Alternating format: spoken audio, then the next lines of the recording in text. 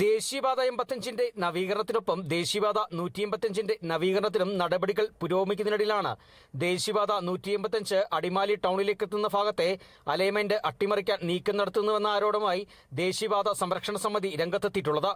മുൻപ് അടിമാലി മിനിപ്പടിയിൽ നിന്നായിരുന്നു ദേശീയപാത 185-ന് തുടക്കം കുറിക്കാൻ ലക്ഷ്യമിട്ടിരുന്നതെന്നും എന്നാൽ ഇതുമാറ്റി അടിമാലി SNDP ഹയർ സെക്കൻഡറി സ്കൂളിന് സമീപമുള്ള കൊടുമ്പളവിൽ നിന്നും ദേശീയപാത 185-ന് തുടക്കം കുറിക്കുന്നതിനുള്ള നീക്കം നടക്കുന്നുവെന്നാണ് ദേശീയപാത സംരക്ഷണ സമിതിയുടെ ആക്ഷേപം.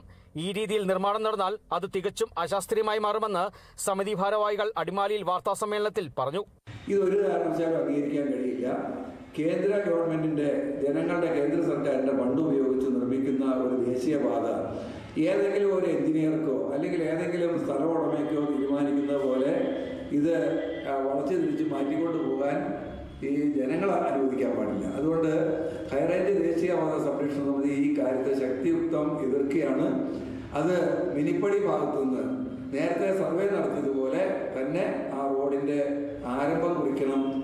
ദേശീയപാത 185 അടിമാലി ടൗണിൽ നിന്നും ആരംഭിച്ചാൽ ഉണ്ടാകുന്ന ഗതാഗതക്കുരുക്ക് ഒഴിവാക്കുന്നതിനായിട്ടായിരുന്നു ദേശീയപാത 185 മിനിപ്പടിയിൽ നിന്ന് ആരംഭിക്കുന്ന രീതിയിൽ അലൈൻമെന്റ് തയ്യാറാക്കിയിരുന്നതെന്നും ഇപ്പോൾ സംശയിക്കും വിധം അലൈൻമെന്റ് മാറ്റം വരുത്തിയാൽ വിദ്യാഭ്യാസ സ്ഥാപനങ്ങൾക്കും ആരാധനാലയങ്ങളുമൊക്കെ പ്രദേശത്തെ ഗതാഗതക്കുരുക്കിനും അപകടങ്ങൾക്കും ഇടവരുത്തുമെന്നും സമിതി ഭാരവാഹികൾ വ്യക്തമാക്കി. മാത്രമല്ല, വാഹനം ഓടിക്കുന്നവർക്ക് ദൂരക്കാഴ്ച ലഭിക്കാത്ത കൊടുമ്പളവിൽ നിന്നും പാത രണ്ടായി പിരിയുന്നത് അപകടങ്ങൾ ക്ഷണിച്ചു വരുത്തുന്നുവെന്നും വാദമുയരുന്നു. ഇത്തരം സാഹചര്യങ്ങൾ കണക്കിലെടുത്ത് റോഡിന്റെ അലൈൻമെന്റിൽ മാറ്റം വരുത്താൻ നീക്കം നടക്കുന്നുവെങ്കിൽ ബന്ധപ്പെട്ടവർ ഇടപെടൽ നടത്തി അതൊഴിവാക്കാൻ നടപടി ഉണ്ടാകണമെന്ന് ദേശീയപാത സംരക്ഷണ സമിതി വാർത്താസമ്മേളനത്തിൽ ആവശ്യപ്പെട്ടു. Kerala vision news, Idukki.